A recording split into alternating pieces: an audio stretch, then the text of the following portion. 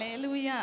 கர்த்தருடைய பரிசுத்த நாமம் மகிமைப்படுவதாக. கிருபையினால மனமகிழ்ச்சியான இந்த ஆராதனை நாளுக்காக என் ஆண்டவரை நன்றியோடு துதிக்கிறேன். கிருபையினால, தேவ கிருபையினால நாளிலே உங்களோடு கூட வந்து கர்த்தரை ஆராதிக்கும்படியாகவும் எல்லாரையும் பார்த்து கர்த்தருடைய நாமத்திலே சந்தோஷப்படும்படியாகவும் கர்த்தருடைய ஊழியத்தை நிறைவேற்றும்படியாகவும் தேவன் எங்கள் வாழ்க்கையில் தந்த கிருபைக்காக, இரக்கத்துக்காக என் ஆண்டவரை நன்றியோடு துதிக்கிறேன். அல்லேலூயா.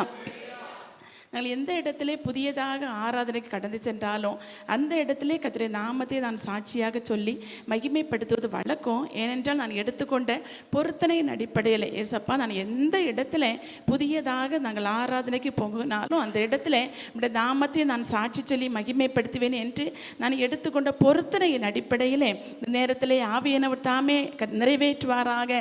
கேட்க போகிற சாட்சி அநேகரை உயிர்ப்பிக்கிற சாட்சியாக, அநேகருடைய தனிப்பட்ட வாழ்க்கையிலே, வாழ்க்கையிலே, ஊழிய பாதையிலே கர்த்தர் மகத்தான தேவ திட்டங்களை உங்கள் வாழ்க்கையிலே நிறைவேற்றுகிற சாட்சியாய் மாறட்டும் என்று உங்களுக்காய் ஜெபிக்கிறேன். மனதார கர்த்தர் உங்களை ஆசீர்வதிப்பாராக. அல்லேலூயா. நான் ஒரு பாரம்பரியமான சிஎஸ்ஏ குடும்பத்தை சார்ந்தவள். ஆனால் தாயின் கருவில் உருவாகும் முன்னே கர்த்தர் கிருபையினாலே கர்த்தரை முன்குறித்திருந்தனாலே எரேமியா 1:5 நான் உன்னை தாயின் வயிற்றில் உருவாக்கும் முன்னே ஜாதிகளுக்கு தீர்க்கதரிசியை கட்டளையிட்டேன் என்று பார்த்தேன்படி கிருபையினாலே கர்த்தர் என்னை முன்குறித்திருந்தார். ஏற்ற நாட்களிலே 1998 வருடத்திலே அருமையான ஊழியக்கார மகனை ஆண்டவர் ஏற்ற துணையாக தந்தார். அதற்கு முன்னாடி கர்த்தர் கிருபையினாலே மூழ்கி ஞான ஸ்நானம் எடுத்து ஆண்டவரை ஆராதிக்க மிகுந்த கடும் எதிர்ப்பின் மத்தியிலும், தகப்பனாருடைய பயங்கரமான பிரச்சனையின் மத்தியிலும் என்னுடைய அம்மாவும் என்னுடைய பாட்டியும் என்னுடைய ஆவிக்குரிய வாழ்க்கைக்கு ஒரு முன்னோடிகளாக காணப்பட்டார்கள். கர்த்தர் அவர்களை நினைத்திருக்கிறார். கிருபையினால் இந்த நாட்களிலே ஊழிய பாதிலே கர்த்தர் கிருபையினால் பிரவேசிக்க செய்தார். குடும்ப வாழ்க்கை நாங்கள் தொடங்கி 50வது நாளிலே கர்த்தர் தெளிவாக எங்களுக்கு ஒரு தரிசனத்தை காண்பித்தார். நாங்கள் இருக்கிற இடமானது கேரள பார்டர், அதாவது களியக்கவளை கேள்விப்பட்டிருப்பீங்களான்னு தெரியாது, கேரள பார்டர் அந்த பகுதி எங்களுடைய சொந்த ஊர். அதிலிருந்து திருநெல்வேலி டிஸ்ட்ரிக்ட் பக்கத்தில், அதாவது ஆரல்வைமொழி தோவாளை என்ற பகுதியிலே கர்த்தர் கிருபையா எங்களை ஊழியத்துக்கு அழைத்து வந்தார். தோவாளை என்ற பகுதியானது கிறிஸ்துவை அறியாமல் கிறிஸ்தவர்களை வெறுக்கிற ஒரு இடம். அந்த இடத்துல நாங்கள் குடும்ப ஜெபம் செய்ய வேண்டும் என்றால் கூட இரவு 11 மணிக்கு மேல் தான் குடும்ப ஜெபமே பண்ண முடியும். அப்படிப்பட்ட ஒரு இக்கட்டான நிலைமை. அந்த வீட்டில் முதலாவது வாடகைக்கு தான் உட்கார்ந்துருந்தோம். நாம் எப்படி இருந்தாலும் நம்ம கிறிஸ்தவர்கள் என்று நம்முடைய கேரக்டரை காட்டி கொடுத்துரும், அப்படி தானே? அந்த துவக்க நாட்களில் நான் நகை போட்டிருந்தேன், அந்த நாட்கள் அப்படி தான் இருந்தோம். ஆனால் நம்மளை பார்த்த உடனே புரிஞ்சிருவாங்க, இவங்க வந்து தேவ பிள்ளைகள் அப்படின்னு புரிஞ்சுட்டாங்க. அதனால் எங்களுக்கு பயங்கரமான பிரச்சனைகளை பண்ண தொடங்கினாங்க. நாங்கள் வேறு எதுவும் யாரையுமே எதுவும் ட்ராக்ஸ் கூட கொடுக்க போகலை, ஆராதனையெல்லாம் தொடங்கலை. கிறிஸ்தவர்கள் என்று அறிஞ்சிட்டாங்க. ஒரே ஒரு காரணம், நைட்டு 11 மணிக்கு மேலே தான் உட்காந்து ஜபம் பண்ணுவோம், குடும்ப ஜபம் பண்ணுவோம். இதை கேள்விப்பட்டதுனால பயங்கரமான பிரச்சனை வந்து மிரட்டல் விடுத்தாங்க, காலி பண்ணிட சொன்னாங்க. ஆனால் நாங்கள் பேசாமல் அமர்ந்து எங்கள் பாட்டுக்கு உட்காந்துருந்தோம். ஆனால் பயங்கரமான பிரச்சனை. நைட் ஆனால் வந்து ஜன்னல் கதவை கல்லால் அடித்து நொய்க்கிடுவாங்க, மின்சார லைனை கட் பண்ணி விட்டுருவாங்க, நைட்டு வந்து கதவை தட்டிடுவாங்க. எழுப்பி பார்த்தோன்னே பெரிய பெரிய பட்டாசை கொளுத்தி போட்டுட்டு ஓடிடுவாங்க. பயங்கரமான பிரச்சனை. காலையில் பார்த்தா முன் வாசல்லையும் பின் வாசல்லையும் மனித கழிவுகளினால் நிரப்பி வச்சுருப்பாங்க. காலையில் எழுப்பி முதல்ல அதை தான் சுத்தம் பண்ணிட்டு தான் அடுத்த வேலையை பார்க்கணும். யார்கிட்டையும் போய் இப்படி பண்ணி வச்சுருக்கிறாங்க கேளுங்க அப்படின்னு யாரும் எங்களுக்கு ஹெல்ப் பண்ண யாருமே கிடையாது. மனித ஆதரவென்று யாருமே கிடையாது. ஒரே ஒரு ஆதரவுன்னா என் தெய்வத்தினுடைய கரம் மட்டுமே. அல்லேலூயா. யான அன்பு பிள்ளைகளே, அன்பு சகோதரர்களே, அன்பு ஊழியக்காரர்களே, அருமையான ஊழியக்காரிகளே, சகோதரிகளே, இந்த உலகம் நம்மை ஒருவேளை வெறுக்கலாம், நம்மை நேசிக்கிற, புரிந்து கொள்ளுகிற, நம்ம இது தேவ திட்டத்தை வைத்திருக்கிற தெய்வம் நம்மை ஒருபோதும் கைவிடவே மாட்டார். அல்லேலூயா. ஒருவேளை நீங்கள் கடந்து வருகிற பாதைகள் உபத்திரவத்தின் பாதைகளாக இருக்கலாம், நெருக்கத்தின் பாதைகளாக இருக்கலாம். ஆனாலும் நம்மை அழைத்த தெய்வம் அவர் ஒருபோதும் நம்மை கைவிடவே மாட்டார். அல்லேலூயா.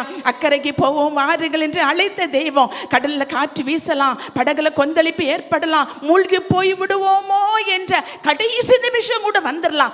நம்ம அழைத்த தெய்வம், நம்ம நடத்துகிற தெய்வம், தாயின் கருவில் உருவாகும் தெரிந்தெடுத்த தெய்வம். அவர் உண்மை உள்ளவராய் இருக்கிறபடியினாலே நாம் அநேக நேரங்களில் உண்மை இல்லாதவர்களாய் இருந்த போதும் கூட நம்மை நேசிக்கிற தெய்வம் உண்மை உள்ளவராய் இருக்கிறார். அல்லேலூயா. அவர் மாத்திரம் உண்மை உள்ளவராய் இருக்கிறபடியினால தான் இந்நாள் வரைக்கும் மடிந்து போகாதபடிக்கு, மூழ்கி போகாதபடிக்கு, எரிந்து போகாதபடிக்கு கர்த்தர் கிருபையினால் நம்மை நடத்தி வருகிறார் என்பதற்கு எங்களை ஆண்டவர் ஒரு சாட்சியாக வைத்திருக்கிறார். அல்லேலூயா. பல பாடுகள், பல பிரச்சனைகள். தோவாளை பற்றி கொஞ்சம் விளக்கமா ஒரு சில நிமிடங்கள்ல சொல்லணும்னா, ஒரு பெரிய கம்பம் நாட்டி வச்சிருப்பாங்க. யாராவது அந்த இடத்துல கிறிஸ்தவர்கள் என்று அறிஞ்சிட்டாங்கன்னா அந்த கம்பத்துல கட்டி வச்சு அடிப்பாங்க. பஸ் ஸ்டாப்ல கிறிஸ்தவங்க நிக்க முடியாது. பைபிள் வச்சுட்டு கேட்கவே வேண்டாம். வெள்ளை ட்ரெஸ்னா போட்டுட்டு போகவே முடியாது. அப்படிப்பட்ட இடத்துல தான் கர்த்தர்களை ஊழியத்துக்கு எங்களை அழைத்து சென்றார். இதை கேள்விப்பட்ட அநேகர் சொன்னாங்க, தயவு செய்து அங்க மட்டும் இருந்துராதீங்க, சீக்கிரமா கொன்றுவாங்க அப்படின்னு சொன்னாங்க. ஆனா தேவ திட்டத்துக்கு தான் கீழ்ப்படிய வேண்டுமே தவிர, நம்ம அழைத்தவரை உண்மை உள்ளவராக இருக்கிற அப்படின்னால மனுஷனுக்கு கீழ்ப்படிவதை பார்க்கலாம், தேவனுக்கு கீழ்ப்படிதலே உத்தமம் என்ற வார்த்தையின்படி கர்த்தர் நிச்சயம் நம்மை நடத்துவார். அவருடைய திட்டத்துக்கு நான் அப்படியே ஒப்பு கொடுத்தவர்களாக அந்த தோவாளை பகுதியில் ஊழியத்துக்காக கடந்து வந்தோம். பலமுறை வீடை விட்டு துரத்தப்பட்டோம். இப்படிப்பட்ட இக்கட்டான சூழ்நிலையில தான் அந்த ஊர் தலைவர் ஒருவர் சவால் விட்டார். இவங்களை இவ்வளோ பிரச்சனை பண்ணதுக்காகவும் அப்படி அமைதியாக சிரிச்சிட்டே உட்கார்ந்துருக்கிறாங்களே, ஏன்னா நாங்கள் வெளியில் தெருவில் நடந்தால் கூட தீட்டுப்பட்டுருன்னு படான கதவை சாத்திட்டு உள்ளே போயிடுவாங்க. யாரும் எங்கள்கிட்ட பேச மாட்டாங்க, எங்கள் முகத்தை கூட பார்க்க மாட்டாங்க. எனக்கு எல்லார்ட்டையும் கொஞ்சம் அன்பா பேசலாம், சிரிக்கலாம் அப்படின்னு நினைப்பேன். அப்படி வெளியில வீட்டை விட்டு வெளியில இறங்கினா அப்படி சிரிக்கலாம்னு நினைச்சா அப்படி நம்ம கன்னத்தில் அடிச்சது மாதிரி படான கதவடைக்கிற சத்தம் தான் காதுல கேட்கும். அடிச்சுட்டு அப்படி உள்ள போயிருவாங்க. ஆனா அந்த சூழ்நிலையில இது ஒரே ஒரு காரியம், கிறிஸ்தவர்கள் என்ற ஒரே ஒரு காரணத்துக்காக மட்டும்தான் 2 முறை வீடை விட்டு துரத்தப்பட்டோம். இந்த சூழ்நிலையில தான் ஆண்டவர் உணர்த்தினார், ஆராதனை தொடங்க வேண்டும் என்று. என்ன செய்வதுன்னு தெரியவில்லை. ஆனாலும் தேவ சித்தப்படி அவர் நடத்துவார்னு தீர்மானத்தோடு கூட ஆராதனையை தொடங்கணும். ஒரு சின்ன வீடு தான், வாடகை வீட்டில் தான் உட்காந்துருக்கிறோம். ஒரு சின்ன அறையில் தான், சத்தம் சுவருக்கு வெளியே சத்தம் கேட்கக்கூடாது. அப்படிப்பட்ட நிலைமையில தான் ஆராதனை ஆரம்பித்தோம். ஆராதனைக்கு யாரெல்லாம் விசுவாசிகள் தெரியுமா? பாஸ்டர் நானும் தான். பாஸ்டர் அவங்க பிரசங்கம் பண்ணால் நான் ஸ்தோத்திரம் சொல்லிட்டு இருப்பேன், நான் பாட்டு பாடினா அவங்க ஆமேன்னு சொல்லுவாங்க. இவ்வளவுதான். இப்படி தான் ஆராதனை ஆரம்பித்தோம். இப்படி நாங்கள் ஆரம்பித்த ஆராதனையானது ஒரு இந்து சகோதரிக்கு ரொம்ப வீட்டில் பிரச்சனை. அதனால அவங்க நைட்டு 11 மணிக்கு நைட் எல்லாரும் தூங்குனதுக்கு அப்புறம் பின் வாசல் வழியா வருவாங்க. அப்படி நாங்கள் 3 பேருமாக ஜெபித்து ஆரம்பித்த ஆராதனையானது இந்த நாட்களில் தோவாளையிலே பல ஆயிரக்கணக்கான ஜனங்கள் கடந்து வந்து கர்த்தரை ஆராதிக்கும்படியாக மகிமையான ஒரு ஆலயத்தை என் ஆண்டவர் கட்டி எழுப்பி தந்திருக்கிறார். அல்லேலூயா, அல்லேலூயா. அவர் நல்லவர், என் ஆண்டவர் ரொம்ப ரொம்ப நல்லவர். அல்லேலூயா. அவர் நல்லவராகவே நம்முடைய வாழ்க்கையில இருக்கிற ஒரு வசனம் சொல்லுது பார்த்தீங்களா? சங்கீதம் 34ஆம் அதிகாரம் 5வது வசனம், அவர்கள் அவரை நோக்கி பார்த்து பிரகாசம் அடைந்தார்கள், அவர்கள் முகங்கள் வெட்கப்பட்டு போவதில்லை. அல்லேலூயா. யார் யாரெல்லாம் கர்த்தரை உண்மையா நோக்கி பார்க்கிறீங்களோ அவர்கள் முகங்கள் ஒருபோதும் செத்து போவது இல்லை, அவர்கள் முகங்கள் ஒருபோதும் வெட்கப்பட்டு போவது இல்லை. அல்லேலூயா. காரணம் அவர் நல்லவராகவே இருக்கிறார். அல்லேலூயா. அவர் நோக்கி பார்த்தோம். கிருபையினால கர்த்தரை அவர் கிருபையினால நடத்தி இந்நாள் வரைக்கும் பாதுகாத்து வருகிறார். பல விதமான போராட்டங்கள் சாட்சியம் முழுவதுமாக எங்கள் வாழ்க்கையில் நடந்த சாட்சியம் முழுவதுமாக சொன்னா 7 மணி நேரம் கூட என்னால் முடியாது. அந்த அளவுக்கு கர்த்தர் வாழ்க்கையில அனுதினமும் ஒவ்வொரு நிமிடமும் துர்சனுடைய கைகளுக்கு ஒப்பு கொடுக்காதபடிக்கு ஆச்சரியமாய் பாதுகாத்தார். ஆராதனை தொடங்கின உடனே அந்த ஊர் தலைவர், அந்த வீட்டின் தலைவர் கடந்து வந்தார். எங்களை பார்த்து அந்த வீட்டு வாசல் கதெல்லாம் திறந்து தான் வச்சிருக்கிறோம். ஆனால் அந்த நல்ல கண்பார் உள்ள மனுஷர் தான் வீட்டு வாசல் நெருகே கடந்து வந்த உடனே அவருடைய கண்களில் குருட்டாட்டமா தெரியல, கண் காணல அவருக்கு. அப்படி என்னன்னு தெரியல, அப்படி தடவி பார்க்குறாரு. பார்த்துட்டு அவர் திரும்பி போயிட்டாரு. அவர் திரும்பி போனோதான் தாமதம். சுமார் 100க்கும் அதிகமான வாலிபர்கள் வீட்டை சுற்றிலும் வளைந்து கொண்டார்கள். பலவிதமான சத்தம் போட ஆரம்பிச்சுட்டாங்க. அப்போ ஊழியக்கார் அவளை பார்த்து வெளியே அப்படியே 2 கையும் கும்பிட்டுட்டு சொன்னாங்க, எப்பா இன்னைக்கு மட்டும் நீங்கள் போயிருங்க, நாளைக்கு வேணா வாங்க. ஏன்னா பக்கத்து கிராமத்துலேருந்து ஒரு சில பேர் வயதான தாய்மார் அப்படி வந்து உட்காந்துருந்தாங்க. அவங்களும் எதுவும் பண்ணிடக்கூடாது அப்படின்னு அவங்கள பார்த்து அப்படி கையெடுத்து கும்பிட்டுட்டு கெஞ்சி கேட்டாங்க, நாளைக்கு வாங்கப்பா, இன்னைக்கு எதுவும் பண்ணிடாதீங்க, தயவு செய்து இன்னைக்கு போங்க அப்படின்னு சொன்னோன்னே பயங்கரமாக சத்தம் போட்டுட்டு டங்கு அப்படி கொஞ்சம் எல்லாம் அப்படி அடிச்சுட்டு அப்படி போயிட்டாங்க. மறுநாள் காலையிலேயே சுமார் 9 மணிக்கு உள்ளே வந்தாங்க. வந்த உடனே கர்த்தருக்கு 9 மணிக்கு வீட்டுக்குள்ளே வந்தாங்க. 12 மணி வரைக்கும் ரொம்ப பேசிகிட்டே இருந்தாங்க, காரசாரமான விவாதம். அதுக்கப்புறம் அவங்க சொன்னாங்க, டேய் நாங்கள் 2 பேரும் அப்படியே நடுவில் உட்காந்துருக்குறோம், எங்களுக்கு யாருமே கிடையாது, மனுஷன் ஆரம்பத்தில் யாருமே கிடையாது. சுற்றி ஒரு 50க்கும் அதிகமான வாலிபர்கள். திருமணம் முடிந்து 3 மாதம் ஆகியிருந்தது அந்த நாட்களில். அந்த அவளுடைய பார்வைகள், அவளுடைய கேலியான பேச்சுகள், அவளுடைய விமர்சனங்கள், அவளுடைய ஒவ்வொரு விதவிதமான காரியங்களில் கர்த்தர் கிருபையினால் எங்களை பாதுகாத்தார். அப்படி சுற்றி நின்றுட்டு பலவிதமான பேச்சுக்களை பேசி கொண்டிருந்தவங்க சொன்னாங்க, சொல்றாங்க, எதுக்குடா நாம இப்படி பேசிட்டு இருக்கிறோம், நம்ம என்ன பிளான் பண்ணி வந்தோமோ, என்ன திட்டம் போட்டுட்டு வந்தோமோ அதை முடிச்சுட்டு கிளம்பிட வேண்டியதா அப்படின்னு சொல்லிட்டு எங்களை கொலை செய்வதற்கான எத்தனங்களை பண்ண ஆரம்பிச்சுட்டாங்க. ஏன்னா எங்களை காப்பாற்ற யாருமே இல்லை. கடைசியா 2 பேரும் கண்களை மூடிட்டு மனதுக்குள்ள நினைச்சிட்டோம், ஆண்டவரே இந்த நாள் தான் எங்கள் வாழ்க்கையின் கடைசி நாள், உங்க சித்தப்படி தான் வந்திருக்கிறோம், உங்க சத்தத்தை கேட்டு உங்க அழைப்பை கேட்டு இந்த இடத்துல வந்துட்டோம். ஆனா எங்க 2 பேருடைய ரத்தம் இந்த இடத்துல சிந்தப்பட போகிறது, யாரும் எங்களை காப்பாற்ற யாரும் இல்லை. ஆனா நிச்சயமா இந்த தோவாளை ஒரு நாள் ரட்சிக்கப்பட வேண்டும் என்ற ஒரே ஒரு ஜபத்தை மட்டும் கண்களை மூடி அப்படி பண்ணிட்டோம். உண்மையிலே நடந்தது என்ன தெரியுமா? ஒரு காரியத்தை மட்டும் சொல்றேன், தேவன் நம்ம மேல ஒரு திட்டம் வச்சிருக்கிறார்னா அவருக்கு எல்லாம் செய்ய முடியும். எங்க ஒரு மனத்தை உண்டு பண்ண முடியுமோ ஒரு மனதை உண்டு பண்ணுவார். எங்கே பிரிவினை உண்டு பண்ண முடியுமோ அங்கே பிரிவினையும் அவர் உண்டு பண்ணுவார். அல்லேலூயா. அவரால் ஆகாத காரியம் ஒன்றுமே கிடையாது. அந்த கடைசி நிமிஷத்துல மரணம் தான் முடிவு என்று நினைத்த அந்த கடைசி நிமிஷத்துல கர்த்தருடைய மகிமை அந்த அறைக்குள்ளே கடந்து வந்தது. அல்லேலூயா. அந்த அறைக்குள்ளே கர்த்தர் ஒரு பிரிவினையின் ஆவியை கட்டளையிட்டார். ஒரு சாரர் அப்படியே கும்பலா உட்கார்ந்து இருக்கிறாங்க. அதுல ஒரு கொஞ்சம் பேர் சொல்லுவாங்க, டேய் இவ்வளவு உங்களை சித்திரவதை பண்றோம், உங்களை இவ்வளவு கிண்டல் பண்றமே, சும்மா தானடா நிக்கிறாங்க, வேண்டாடா போயிருவோண்டா, பாவம்டா, விட்டுட்டு போயிருவோண்டா அப்படின்னு ஒரு சாரா சொல்ல, இன்னொரு பக்கத்துல நின்றுட்டு, டேய் என்னடா நீ அவங்களுக்கே சப்போர்ட் பண்ண வேற வந்துட்டியா, நீ நேற்று நீ தானே சரியா பிளான் போட்டுட்டு வந்த, இன்னைக்கு வந்து அவங்களுக்கு வேற சப்போர்ட் பண்றியா, அப்படி என்னடா பண்ற அப்படின்னு அவனை பிடித்து ஒரு தள்ள. இப்படி அவங்களுக்குள்ளதாகவே மாறி மாறி கைகளை ஏற்பட்டு கொஞ்ச நேரம் கழிச்சு பார்த்தான், அந்த சின்ன அறைக்குள்ள எங்க 2 பேரையும் தவிர வேற யாரையுமே பார்க்க முடியவில்லை. அல்லேலூயா. அப்படியே கையை தள்ளி 2 பேரும் எல்லாரும் வெளியே போயிட்டாங்க. உண்மையிலேயே கர்த்தர் கிருபையினால நம்ம ஆண்டவர் பாதுகாக்கிற விதத்தை யோசிச்சு பார்த்தா ஆச்சரியமா இருக்கும். ஆச்சரியமாய் அதிசயமா அனுதினமும் கர்த்தரை வழி நடத்தி வந்தார். கர்த்தரை நாம மகிமைப்படுவதாக. போகிற பாதையிலாவது கொன்றலாம் அப்படின்னு பிளான் போட்டாங்க.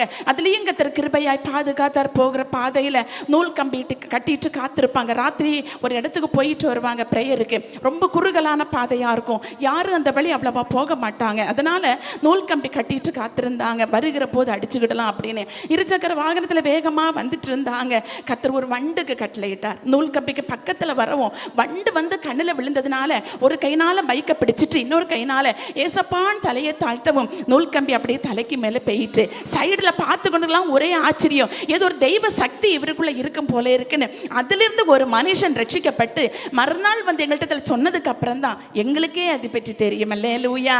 அல்லேலூயா. அருமையான தேவ பிள்ளைகளே, நம்மை கர்த்தர் பாதுகாக்கிற விதம் நம்முடைய எண்ணங்களுக்கோ நம்முடைய சிந்தனைகளுக்கு அப்பாற்பட்ட விதத்தில் தான் ஆண்டவர் நம்மை ஆச்சரியமாய் அதிசயமாய் என் ஆண்டவர் நம்மை பாதுகாத்து நடத்துகிறார். காரணம் என்ன தெரியுமா? அவரை சேவிக்கும்படியாக, அவரை ஆராதிக்கும்படியாக, அவரை மகிமைப்படுத்தும்படியாக, அவருக்கு ஊழியம் செய்யும்படியாக, தேவ திட்டத்தை நிறைவேற்றும்படியாக. அல்லேலூயா. சும்மா நம்மள ஆண்டவர் பாதுகாத்து வைக்கல, சும்மா ஆண்டவர் நம்மளை உயிரோடு வச்சிருக்கல, தேவ திட்டத்தை செய்து நிறைவேற்றும்படியாக ஒவ்வொரு மெலுவிழுந்த கடமைகளை உண்மையாய் கர்த்தருக்கு பிரியமாய் செய்து நிறைவேற்றும்படியாக தான் நம்மை ஆண்டவர் கிருபையினால இந்த நாள் வரைக்கும் உயிரோடு வச்சிருக்கிறாரு. எத்தனையோ ஆபத்துகள் வந்திருக்கலாமே, எத்தனையோ போராட்டங்கள் வந்திருக்கலாமே, எத்தனையோ மனிதர்களை பார்க்கிற போது நம்மை விட பலசாலிகள், நம்மை விட அறிவுள்ளவர்கள், நம்மை விட தேவனுக்கு பிரியமா எவ்வளவு காரியங்கள் இருந்தவங்களை இன்னைக்கு உலகத்துல பார்க்க முடியல. ஆனா உங்களுக்கு எனக்கு ஆண்டவர் கிருபையினால இந்த ஜீவனை தந்திருக்கிற காரணம் என்ன தெரியுமா?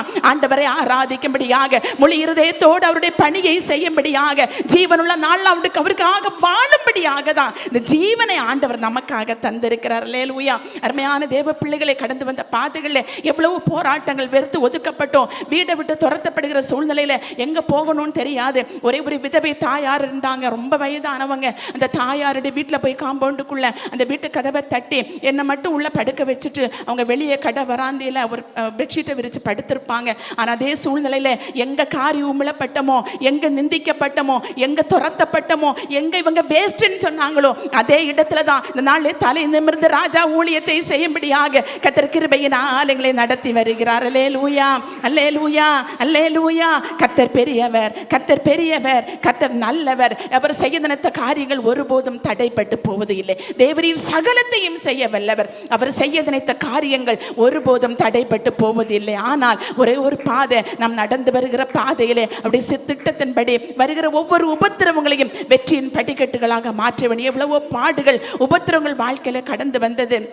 ஒரு நாளில் ரொம்ப கஷ்டப்பட்டு ஒரு 3 நாள் சாப்பிட கூட எதுவுமே கிடையாது. ரொம்ப வேதனை. ஊழியத்தின் துவக்க காலம் எல்லாம் எல்லாராலும் எங்களுக்கு கைவிடப்பட்ட ஊழிய துவக்க காலத்தில் யாருமே எங்களுக்கு சப்போர்ட் கிடையாது. எதுக்கு நீங்கள் ஊழியம் செய்யணும், எதுக்கு இப்படி பாரம்பரியம் நம்ம எல்லாம் இப்படி இருக்கிறோமே, இதை விட்டு நீங்கள் தேவ சத்தம், தேவ அழைப்பு, தேவ தரிசனம் இப்படியெல்லாம் எதுக்கு போகணுன்னு ரொம்ப ஒரு போராட்டம் நிறைந்த அந்த காலத்தில் எல்லாராலும் நாங்கள் வெறுத்து ஒதுக்கப்பட்டோம். ஒரு 3 நாள் சாப்பிட எதுவுமே இல்லை. ரொம்ப பசினா முதல் துவக்க காலம் ரொம்ப கஷ்டப்பட்டோம். அப்படி தேவ சமூகத்தில் ஜெபித்து கொண்டிருந்த போது ஒரு போஸ்ட்மேன் வந்தார். அவர் வந்து எங்களுக்கு ஒரு மணி ஆர்டர் உங்களுக்கு வந்திருக்குமா அப்படின்னு சொல்லிட்டு போனாங்க. பாஸ்டர் போய் வெளியே போயிருந்தாங்க. எனக்கு ரொம்ப சந்தோஷம், எப்படி நமக்கு ஒரு யாரோ நமக்கு பணம் அனுப்பி இருக்கிறாங்க அப்படின்னு சொல்லிட்டு வெயிட் பண்ணிகிட்டே இருந்தேன். பாஸ்டர் வந்தவுடனே ரொம்ப சந்தோஷமாக ஒரு லிஸ்ட்டை எழுதினேன். ஏன்னா 3 நாள் சாப்பிட எதுவும் இல்லை, அரிசி எதுவும் இல்லை, ரொம்ப கஷ்டமாக இருந்து. நான் ஒரே பொண்ணு, அதனால் எனக்கு பசினா எனக்கு என்னென்ன அது வரைக்கும் எனக்கு தெரியாது. எங்கள் அம்மா எனக்கு ஊட்டி விட்டு தான் பழக்கம், அந்த அளவுக்கு ரொம்ப செல்லமாக வளர்ந்தேன். ஆனால் ஊழிய பாதையில் கர்த்தர் அழகாய் பயிற்றுவித்தார், அழகாய் என்னை கரம் பிடித்து நடத்தினார் என்று தான் சொல்ல முடியும். நாட்களில் அப்படியே லிஸ்ட்டு போட்டேன். அரிசி இவ்வளோ வேணும், பலச்சரக்கு ஜாமான், மசாலா எல்லாம் அப்படி எழுதி பாஸ்ட் வந்தோடனே அவங்க கையில் கொடுத்துட்டு, நீங்கள் போய் சீக்கிரமாக மணி ஆர்டர் வந்திருக்குன்னு சொல்லியிருக்கிறாங்க, போய் அந்த பணத்தையும் வாங்கி இந்த பொருளெல்லாம் வாங்கிட்டு வாங்கன்னு சொல்லி அனுப்பினேன். நான் என்ன பண்ணினோம்னா வீட்டில் இப்போ மண்ணெண்ணெய் ஸ்டவ் தான் இருந்து அதை எடுத்து பற்ற வச்சு தண்ணியெல்லாம் அடுப்பில் வச்சு கொதிக்க வச்சுட்டேன். ஏன்னா வந்த உடனே அரிசி கழுவி போட்டுடலாம், சீக்கிரமாக சமையல் பண்ணி சாப்பிட்றலாம் அப்படின்னு சொல்லிட்டு அதெல்லாம் போட்டுட்டு வெயிட் பண்ணிகிட்டே இருந்தோம். பாஸ்டர் கொஞ்சம் நேரம் கழிச்சு கொஞ்சம் லேட் ஆகிட்டு வர்றாங்க. நான் எப்படி அந்த ஒரு பை அவங்க கையில் கொடுத்து விட்டனோ அதை அப்படியே திரும்ப கொண்டு வந்துட்டே இருந்தாங்க. அப்போ ஏதோ ஏமாற்றிட்டாங்க போல இருக்கு. நான் அவங்கள பார்த்து கேட்டேன், என்னாச்சு அப்படின்னு கேட்டோன்னு அவங்க சொன்னாங்க, மணி ஆர்டர் வந்தது உண்மைதாம்மா, ஆனால் அதில் என்னுடைய தங்கச்சி தான், அதாவது பாஸ்டரோட தங்கச்சி தான் அதை அனுப்பியிருந்தாங்க. அவங்க மேகாலயாவில் இருந்தாங்க, அண்ணி எனக்கு அனுப்பியிருந்தாங்க. ஆனால் தகவல் அறிய இடத்துல ஒரு லிஸ்ட் போட்டிருந்தாங்க, அண்ணா இது ஒரு மிஷினரிக்கு அனுப்பணும், எனக்கு எந்த மிஷினரியுடைய அட்ரஸ்ன்னு தெரியாதபடினால உங்கள் அட்ரஸுக்கு தான் அனுப்புகிறேன், நீங்கள் இதை உங்களுக்கு தெரிஞ்ச ஒரு மிஷினரிக்கு அனுப்புங்கன்னு எழுதியிருந்தபடினால அதை உடனே அங்கே வச்சு எனக்கு தெரிஞ்ச ஒரு மிஷினரிக்கு ஃபில் பண்ணி அதை அனுப்பிட்டு வந்துட்டேன் அப்படின்னு சொன்னாங்க. 2 பேரும் கரத்தை கோர்த்து பிடிச்சு எவ்வளவு அழணுமோ அழுதும், ஆண்டவரே இன்னும் எவ்வளவு தூரம் இந்த பாடுகள், இனி எவ்வளவு தூரம் இதை கடந்து செல்ல வேண்டும் என்று தேவ சமூகத்தில் அழுத. உண்மையிலே மனதார சந்தோஷத்தோடு சொல்கிறேன், அந்த நாள் தான் எங்கள் வாழ்க்கையில் சாப்பாடு இல்லாமல் கஷ்டப்பட்ட கடைசி நாள். உண்மையுள்ள மனுஷன் பரிபூர்ண ஆசீர்வாதங்களை பெறுவான். கொஞ்சத்தில் உண்மையாயிருந்தா கர்த்தர் அநேகத்தின் மேல் அதிகாரியாக வைப்பார். அந்த நாட்களில் அநாத ஆசிரமங்களில் போய் வாங்கி சாப்பிட்டு இருக்கிறோம். அநாத பிள்ளைகள் கொடுக்குற உணவுகளை வாங்கி சாப்பிட்ட நாட்கள் உண்டு. ஆனால் இந்த நாட்களில் அநேக அநாத ஆசிரமங்களை தாங்கும்படியாக, அநேக ஏழைகளை பராமரிக்கும்படியாக கிருபையாய் கர்த்தர் எங்களை உயர்த்தி வைத்திருக்கிறார். அல்லேலூயா. நீங்கள் கொஞ்சத்தில் உண்மையாக இருக்க பழகி இருக்கிறீங்கன்னா, கொஞ்சத்தில் கர்த்தருடைய விஷயங்களில், கர்த்தருக்கு கொடுக்கிற விஷயங்களில், கர்த்தரை கனம் பண்ணுகிற விஷயத்தில், கர்த்தரை ஆராதிக்கிற விஷயத்தில் கொஞ்சத்தில் உண்மையாக இருக்கிறீங்கன்னா, நிச்சயமாய் மனதார சொல்லுகிறேன், கர்த்தர் அநேகத்தின் மேல் அதிகாரியாக வைக்க என் ஆண்டவர் நீதி உள்ளவராயிருக்கிறார். அல்லேலூயா. அவர் உண்மை உள்ளவராயிருக்கிறார். அல்லேலூயா. நிச்சயமாய் கர்த்தர் கிருபையினால எத்தனையோ நாட்களை வேதனைப்பட்ட நாட்களில் கர்த்தர் கிருபையாய் எங்களை உயர்த்தி வைத்திருக்கிற. கடைசியாக நடந்தது சீக்கிரமாக சுருக்கமாக சொல்லி முடிக்கிற. இப்படிப்பட்ட சூழ்நிலையில தான் அந்த ஊராரெல்லாம் ஒன்று கூடிட்டாங்க. இவ்வளவு பாடுகள், உபத்திரவங்கள், பிரச்சனை, ஒவ்வொரு நாளும் பிரச்சனை, ஒவ்வொரு நாளும் வேதனைகள், ஒவ்வொரு நாள் எங்களுக்காக பிரச்சனை வந்துட்டே தான் இருந்தது. அந்த நாட்கள் அந்த ஊர் தலைவர் அவர் எங்களை பார்த்து சொன்னார், உங்களுக்காக சார் ஊருக்கு ஒதுக்குப்புறமா ஒரு நல்ல ஒரு வீடு பார்த்துருக்குறேன் சார், நீங்கள் அங்கே வாங்கன்னு கூப்பிட்டாங்க. எங்களுக்கு ரொம்ப சந்தோஷமாக இருந்து, சரி என்னுடைய கண்களில் தயவு கிடச்சிருக்கு போல இருக்கு அப்படின்னு அந்த இடத்துக்கு போனோம். ஏன்னா ஏன் அங்கே எங்களை கூட்டிகிட்டு போனாங்கன்னா, ஊரில் இருந்தால் ஆள் அடித்து செத்தா என்ன ஆயிரும், கேஸ் ஆயிரும். பேய் அடித்து செத்தா என்ன ஆகாது, கேஸ் வராது. எங்களை உட்கார வச்ச வீடு பேய் வீடு, எங்களுக்கு தெரியாது.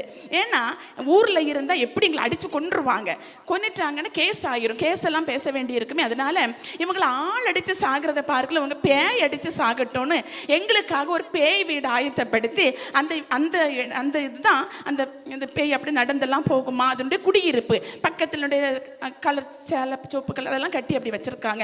எங்களுக்கு தெரியாது, எங்களுக்கு அது வரைக்கும் ரொம்ப அதெல்லாம் பழக்கம் கிடையாது, தெரியாது. அதனால் சொன்னாங்க, சார் இது ரொம்ப பெஸ்ட்டாக இருக்கும் சார், இந்த வீடு ரொம்ப ஏற்றதாக, இங்கே இருந்துருங்க சார் அப்படின்னு சொன்னாங்க. அப்போ திருமணம் முடிந்து ஒரு 6 மாத காலம் ஆகிருக்கும்னு நினைக்கிறேன். எங்களுக்கு ரொம்ப தெரியல, நாங்கள் அந்த வீட்டில் அப்படி உட்கார்ந்துட்டோம். ஆனால் கர்த்தர் கிருபையினால் அருமையான தேவ பிள்ளையே, சந்தோஷத்தோடு ஒன்று மட்டும் சொல்கிறேன், மனுஷன் நம்ம பார்த்து எப்போ இதுதான் முடிவு, இதோட அழிஞ்சு போவான், இதுதான் சாபம், இதுக்கு மேல வாழ்வு இல்லைன்னு எந்த இடத்துல ஸ்டாப் பண்றாங்களோ அந்த இடம் தான் தேவன் துவக்கத்தின் நாளாக மாற்றி வைப்பார். அல்லேலூயா. முடிஞ்சு போக எங்கன்னு சொல்றாங்களோ, எந்த இடம் தான் சாபம், உங்களால இனி எந்த பிரயோஜனம் இல்லைன்னு சொல்றாங்களா, அந்த நபரை கொண்டுதான், அந்த இடம் தான் தேவன் ஆசீர்வதிக்கிற துவக்கத்தின் நாட்களாக, துவக்கத்தின் இடமாக அது மாறும். அல்லேலூயா. ஊரார் ஒதுக்கி வச்ச அதே இடம் தான் இன்னைக்கு மகிமையான ஆலயம் கட்டி எழுப்பப்பட்டு பல்லாயிரக்கணக்கான ஜனங்கள் வந்து ஆண்டவர் ஆராதிக்கிற மகிமையான தேவ மகிமை தங்கின ஸ்தாபமாக, தேவனுடைய மகிமை உலாவுகிற இடமாக ஆண்டவர் மாற்றி வச்சிருக்கிறார். அல்லேலூயா. ஆண்டவர் பெரியவர். ஊழியத்தின் துவக்க நாட்கள் எங்களுக்கு அந்த வீட்டில் வாடகைக்கு உட்கார்ந்துருந்தோம், ஆராதனை தொடங்கிட்டோம், ஆராதிக்க மக்கள் வர ஆரம்பிச்சுட்டாங்க. முன்னாடி ஒரு சின்ன அறை தான், அறை ஃபுல்லாக நிரம்பிட்டாங்க. வாடகை வீடு என்ன பண்ணன்னு தெரியல, வெளியில் சின்னதாக ஒரு ஷெட்டு போடலான்னு நினச்சோம். ஆனால் எங்களுக்கு கையில் எந்த காசு கிடையாது. உப்பு சாக்கு வாங்கினா 25 காசு, சிமெண்ட் சாக்கு வாங்கினா 50 காசு. அதனால நாங்கள் சிமெண்ட் சாக்கு வாங்குவோம். சிமெண்ட் சாக்கு வாங்கி நைட்டு எல்லாரும் தூங்குனதுக்கப்புறம் தோவல் ஆற்றுல போய் நல்லா அதை கழுவிட்டு அதை கட் பண்ணி காக்கிட்ட ஊசி வச்சு தச்சு அது ஒரு டார்பாலாக உருவாக்கி அப்படி தான் ஆராதனை ஆரம்பித்தோம். உப்பு சாக்கில் ஆரம்பித்த ஆராதனை தான் இந்த நாட்களில் மகிமையான ஒரு 7000 பேர் உட்காருகிற அளவுக்கு மகிமையான ஒரு ஆலயத்தை ஆண்டவரே கட்டி எழுப்பி தந்திருக்கிறார். அல்லேலூயா. எங்க காரி உமிழப்பட்டமோ இவங்க ஒன்றுமே முடியாதுன்னு சொல்ற அதே ஸ்தானத்தில் நான் இன்னைக்கு சாரன்னு சொல்ற அளவுக்கு கர்த்தர் உங்களோடு நிச்சயமாய் கூட இருக்கிறார் என்று அன்றைக்கு ஈசா கூட சொன்னாங்க. பார்த்தீங்களா? நிச்சயமாய் கர்த்தர் உங்களோடு கூட இருக்கிறேன்னு சொன்ன அந்த வார்த்தை எங்கள் மூலமாக இந்த நாட்களுக்கு அது நிறைவேற்றி கொண்டே வருகிறார். அல்லேலூயா. நிச்சயமாய் கர்த்தர் உங்களோடு கூட இருக்கிறார். அருமையான தேவ பிள்ளைகளே, அருமையான ஊழியக்காரர்களே, அருமையான அன்பு பிள்ளைகளே, எந்த இடத்துல நீங்க வேதனைப்படுகிறீர்களோ, நீங்கள் கர்த்தருடைய விஷயத்தில் உண்மை உள்ளவர்களா இருப்பீங்கன்னா ஒரு நாள் உங்களை வெறுக்கிறவங்க சொல்லுவாங்க, நிச்சயமாகவே கர்த்தர் உங்களோடு கூட இருக்கிறார் என்று கண்டு கொண்டோம் என்று சொல்லும்படியாக காலங்களை என் ஆண்டவர் நிச்சயமாய் தருவார். அல்லேலூயா. அந்த இடத்துல இருந்ததுக்கு அப்புறமும் கொஞ்ச நாள் தாண்டி போயிட்டு நாங்கள் சாகலை, பேய் எங்களை அடிச்சு நாங்கள் சாகலை. அவங்களுக்கு ரொம்ப ஆச்சரியமாயிடுச்சு, என்னடா இவங்க சாகுவாங்கன்னு பார்த்தா முடியலையே அப்படின்னு சொல்லிட்டு மறுபடியும் ஒரு மந்திரவாதியை உள்ள அனுப்புனாங்க. வீட்டுக்குள்ளவே நமக்கு மந்திரவாதின்னு நமக்கெல்லாம் பயம் கிடையாது, நம்மளாம் ஊழியக்காரலாக இருக்கிறோம், விசுவாச தேவ பிள்ளை பயம் கிடையாது. ஆனால் நிறைய பேர் பயப்படுவாங்க, அப்படி தானே? நிறைய பேருக்கு மறைவாதம் மந்திரவாதம் பண்ணுறதை நீங்கள் கேள்விப்பட்டிருப்பீங்க. ஆனால் எங்களுக்கு டைரெக்டாகவே மந்திரவாதம் பண்ணாங்க. உள்ள ஒரு மந்திரவாதியை பிசாசு பிடிச்சவரை கூட்டிகிட்டு ஜபத்துக்கு கூட்டிகிட்டு வர்றது மாதிரி ஒரு ஆட்டோவில் கூட்டிகிட்டு வந்தாங்க. அப்போ நாங்கள் நினச்சோம், எப்பா தோவல்லேருந்து ஒரு பிசாசு பிடிச்ச ஆளை கொண்டு வந்திருக்கிறாங்க, இன்னைக்கு ஜபம் பண்ணி இந்த பிசாசை இன்னைக்கு துரத்தி முதல் ஆத்மாவை அவ ஆதாயப்படுத்திடலாம். சூப்பர், கரெக்டாக சொன்னீங்க, ஆதாயப்படுத்திடலாம். நான் ரொம்ப சந்தோஷமா அப்படி ஜெபிக்கலாம். ஆட்டோவில் வர்றாரு, அப்படியே வர்றாரு. ஆட்டோவில் ஒரு கொஞ்சம் பேர் உட்காந்துருக்கிறாங்க, ஒரு 3-4 பேர் ஆண்கள் அப்படி நிற்கிறாங்க, வேற யாரும் உள்ளே வரல. இவர் மட்டும்தான் அப்படி கொஞ்சம் சத்தம் போட்டு உள்ளேயே வந்துட்டாரு. ஏன் இவங்க வரலன்னு யோசிச்சுட்டே இருக்கிறோம். வந்தவர் படான்னு என்ன பண்ணாருன்னா, நாங்கள் ஃபேன் போட்டிருந்தோம், பைபிள் படிச்சுட்டு இருந்தோம். அப்படி பைபிள் தூக்கி மேலே போட்டார். அப்போ ஃபேனில் சுற்றி பேப்பர்லாம் பிஞ்சு கீழே விழுந்துட்டு உடனே ஜெபம் பண்ண ஆரம்பித்தோம். இயேசுவின் நாமத்தினால எல்லாம் ஜெபம் பண்ண ஆரம்பித்தோம். இவர் எந்த இதுக்கு, ஏன்னா பிசாசு பிடிச்சவர் கிடையாது.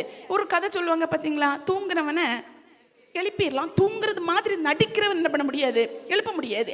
ஏன்னா இவன் பிசாசு பிடிச்சவன் கிடையாது, இவன் தந்திரமா நடிச்சுட்டு வந்திருக்கான். அதனால எங்களுக்கு நல்லா அடிக்க ஆரம்பிச்சான். பாஸ்டர் எவ்வளவு அடிக்கணுமோ அடிக்கிறான். நான் கத்துறேன், யாராவது ஓடிவாங்க, என்னை வந்துருங்க, நீங்க கூப்பிட்டு வந்தவர் பாஸ்டர் அடிக்கிறாரு அப்படின்னு சொன்னா அவங்க சொல்றாங்க, ஜோம் பண்ணிக்கிடுங்க, காப்பாத்துங்க அப்படின்னு சொல்லிட்டு கூழ அங்கே நின்றுட்டே இருக்காங்க. நான் எவ்வளவு அங்கெல்லாம் போடுறேன், எங்கேயும் ஓட முடியல, பக்கத்துல வீடு எதுவும் கிடையாது. அதனால சொல்றேன், விட்டுருங்கன்னு எவ்வளவோ சொல்றேன். இடல்ல நல்லா அடிக்கிறாரு. அடிச்சுட்டு கடைசியா தலையில அப்படியே ஒரு அடிச்சு கொஞ்சம் முடியை பின்னி எடுத்து பாக்கெட்டில் போட்டார். அப்புறம் தரன்னு வெளியே இழுத்து கொண்டு வந்து அந்த மண் தரையில் விட்டு கொஞ்சம் மண் எடுத்து அதையும் உள்ளே போட்டார். யாரும் என்கிட்ட கேட்டுறாதீங்க, இதெல்லாம் மந்திரவாதம் பண்ண தேவையானு எனக்கும் தெரியாது. அந்த மனுஷன் இந்த ரெண்டையும் உள்ளே போட்டுட்டு ஆட்டோ ஏர் போகிற நேரத்தில் சொன்னார், 41ஆம் நாள் உன் மரண சத்தம் கேட்கும் அப்படின்னு சொல்லிட்டு ஆட்டோவில் ஏறி போயிட்டாரு. எனக்கு கொஞ்சம் பயமாக இருந்தது. நான் உடனே பாஸ்டர்கிட்ட சொன்னேன், நாம ஒரு 40 நாள் ஃபாஸ்டிங் போட்டுருவோம் அப்படின்னு சொல்லிட்டு சொன்னேன். பாஸ்டர் சொன்னாங்க, இதுக்கெல்லாம் போய் ஃபாஸ்டிங் யாராவது போடுவாங்களா? வேற ஏதாவது ஊழிய தேவ திட்டத்துக்காக காத்திருக்க சொன்னால் காத்திருக்கணுமே தவிர ஒரு மனுஷன் சொன்ன காரியத்துக்காக நம்ம எதுக்கு ஃபாஸ்டிங் இருக்கணும்? தேவ ஆவியர் உணர்த்தினாருன்னா இருக்க வேண்டியதா அப்படின்னு சொல்லிட்டு ஜெபம் பண்ணிகிட்டே இருந்தோம். எனக்கு திருக்கிருபையினால அந்த மனிதர் என்ன பண்ணாருன்னா, தன்னுடைய சொந்த வீட்டுக்குள்ளே போய் 6 அடி நீளத்தில் ஒரு டைல்ஸை கழற்றி எடுத்து அதுக்குள்ளேயே அப்படி வீட்டுக்குள்ளேயே இறங்கி உட்கார்ந்து எந்த மந்திரவாதம் பண்ணியிருக்கிறாரு.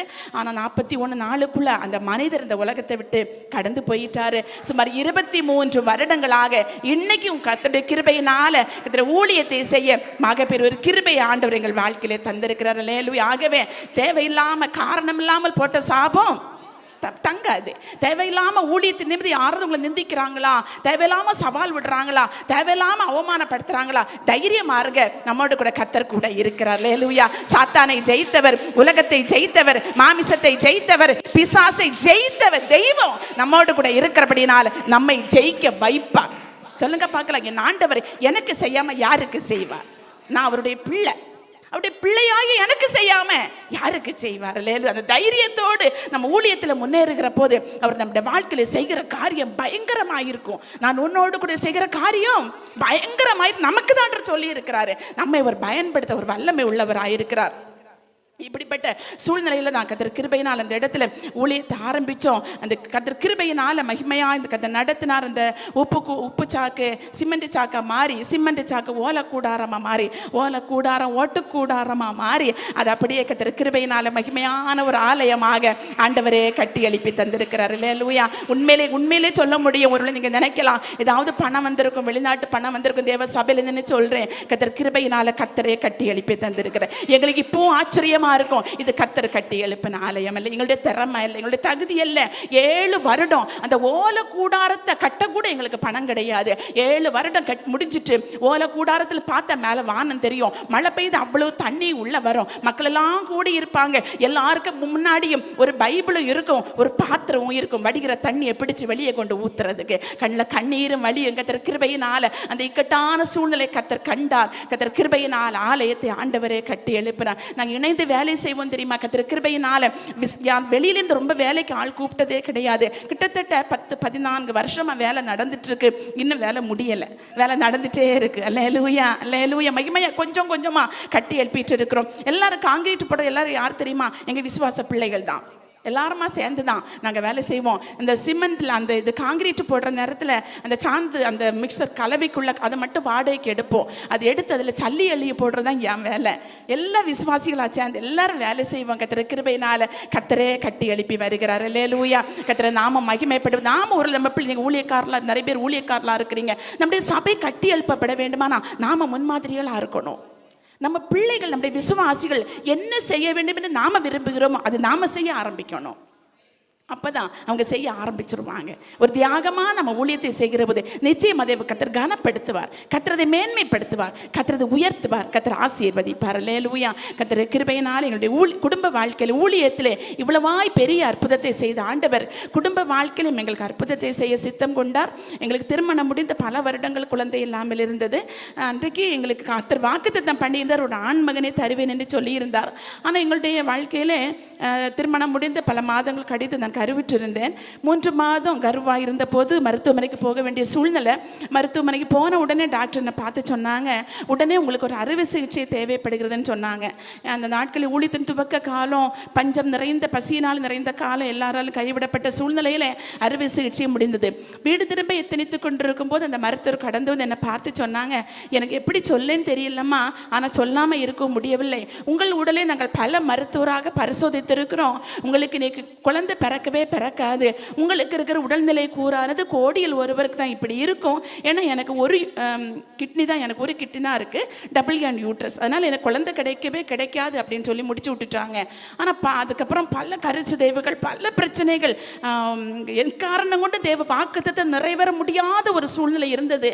அவங்க குடும்பத்தில் அவங்க 10 பேர், அவங்களுடைய தம்பிக்கு திருமணம் முடிச்சு குழந்தை கிடைச்சிட்டு, அவங்க தங்கச்சி எல்லாருக்குமே, சகோதரர்கள் எல்லாருக்குமே குழந்தை இருந்துட்டு, ஆனால் எங்களுக்கு மட்டும் குழந்தை இல்லை. அதனால தான் சொன்னாங்க, நீங்கள் பேசாமல் இப்படி விட்டுட்டு நீங்கள் ஊழியம்னு போனதுனால தான் உங்களுக்கு இப்படி ஒரு பெரிய தண்டனையே கிடைச்சிட்டு அப்படின்னு சொன்னாங்க. அது கேட்டு ரொம்ப மனவேதனை அடைஞ்சிட்டு, ஆண்டவரே எங்களால் உங்கள் நாமம் மட்டும் தூஷிக்கப்பட்டுறக்கூடாதுப்பா, உங்கள் நாமம் மகிமைப்படும்படியாக எங்களுக்கு ஒரு அற்புதத்தை செய்யுங்க, நான் எந்த இடத்துல போனாலும் உங்கள் நாமத்தை நான் சாட்சி சொல்லுவேன் அப்படின்னு ஒரு பொருத்தனை எடுத்துக்கொண்டு 2001ஆம் வருடம் ஒரு மார்ச் மாதம் ஒரு திங்கட்கிழமை நானும் எனது கணவருமாக ரொம்ப ஒரு நெருக்கடி, ரொம்ப ஒரு நிந்தனை வந்ததுனால தேவ சமூகத்தில் உட்கார்ந்து ஜெபம் பண்ணினோம். உண்மையிலே அந்த கதறி உள்ளம் உடைந்து ஜெபித்த ஜெபத்தை கர்த்தர் கேட்டார். அந்த மாதம் தானே தேவன் அடிமை நினைத்தருளினார். அநேகர் சொன்னாங்க, கண்டிப்பாக இது குழந்தையா இருக்காது, ஏதாவது கட்டி உருவாயிருக்கும் அப்படின்னு சொன்னாங்க. ஏன்னா 7 மாதம் நாங்கள் எந்த செக் பண்ணி போகலை, இது பிள்ளை தான் அப்படின்னு நாங்கள் செக் பண்ண போகலை, ஹாஸ்பிட்டல் போகலை. 7 மாதம் பைக்கில் கிராமங்களுக்கு ஊழியத்துக்கு போயிட்டு வந்துட்டே இருப்போம். 8வது மாதம் எனக்கு ஒரு விஷ பூச்சி என்ன கடிச்சதுனால மருத்துவமனைக்கு போக வேண்டிய ஒரு சூழ்நிலை வந்துட்டு, மருத்துவமனை போனோன்னு டாக்டர் என்னை பார்த்துட்டு ரொம்ப ஆச்சரியப்பட்டாங்க. நான் உயிரோடு இருப்பேன்னு கூட உங்களுக்கு நினைக்கல, அந்த அளவுக்கான ஒரு சூழ்நிலையில் இருந்தேன். பார்த்துட்டு ரொம்ப ஆச்சரியமாக சொன்னாங்க. நிஜமாக பார்த்தா 7 மாதம் முடிந்து 8வது மாத கர்ப்பிணியாக அவங்க முன்னாடி நின்றுட்டு இருந்தேன். ரொம்ப சந்தோஷப்பட்டுட்டு அவங்க சொன்னாங்க, நிச்சயமாக இது கர்த்தர் செய்த பெரிய ஒரு மிராக்கிள், ஒரு அற்புதம் அப்படின்னு தான் சொன்னாங்க. கர்த்தர் கிருபையினால் 2001 டிசம்பர் மாதம் 26ஆம் தேதி தேவன் அழகான ஒரு ஆண் மகனை தந்து கர்த்தர்களை ஆசீர்வதித்தார். ஒரு குழந்தை கிடைச்சதே ஒரு பெரிய சாட்சி. எப்படி என்று விடை கண்டுபிடிக்க முடியாத சூழ்நிலையிலே 2004 ஜனவரி மாதம் 5ஆம் தேதி மீண்டுமாக ஒரு ஆண் மகனை தந்து கர்த்தர்களை ஆசீர்வதித்தார். மூத்த மகன் நாட்களில் ஊழியத்துக்காக 2 பிள்ளைகளுமே ஊழியத்துக்காக ஒப்பு கொடுத்திருக்கிறோம். மூத்தவன் ஐபிசி பைபிள் காலேஜில் கும்பநாட்டில் பிடிஹெச் முடிச்சுட்டு உயர் படிப்புக்காக ஊழியத்தில் எங்களோடு கூட ஊழியத்தில் இருக்காங்க. சின்ன மகன் சென்னையில் பிபிஏ எல்எல்பி படிச்சுட்டு இருக்கிறாங்க.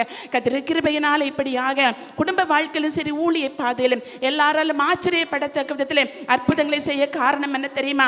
தேவன் தந்த வாக்கு தத்தங்களை குறித்து எவ்வளவும் சந்தேகப்படாதபடிக்கு வாக்கு தத்தம் பண்ணவர் உண்மை உள்ளவர், நிச்சயமாக என் வாழ்க்கையில் செய்து நிறைவேற்றுவார் என்று அவரையே முற்றும் உறுதியாய் பிடித்து கொண்டபடியினாலே வந்த ஒவ்வொரு உபத்திரவங்களிலும் வெற்றியின் படிக்கட்டு, உபத்திரவங்களை எல்லாம் முறுமுறுக்காம அதை வெற்றியின் படிக்கட்டுகளாக மாற்றிக்கொண்டபடினால்தான் இப்படிப்பட்ட ஆசீர்வாதங்களை நாங்கள் எங்கள் வாழ்க்கையிலே சுதந்திரித்துக் கொள்ள முடிந்தது. அருமையான தேவ பிள்ளைகளே, இந்த சத்தத்தை கேட்டுக்கொண்டிருக்கிற யாராக இருந்தாலும் சரி, எங்களுடைய வாழ்க்கையில் அற்புதம் செய்த தெய்வம் உங்கள் வாழ்க்கையில் இன்னும் வாழ்க்கையின் கடைசி சூழ்நிலை இருந்திருக்கிறேன், இனி அற்புதம் நடக்க வாய்ப்பே இல்லை என்று நீங்கள் எந்த சூழ்நிலை வந்திருந்தாலும் எங்களுக்கு அற்புதம் செய்த தெய்வம் அவர் இன்றைக்கும் ஜீவிக்கிற தேவனாய் இருக்கிறபடினாலே உங்கள் வாழ்க்கையில் அற்புதத்தை செய்ய போதுமானவராயிருக்கிறார். கர்த்தர் தாமே உங்களை ஆசீர்வதிப்பாராக.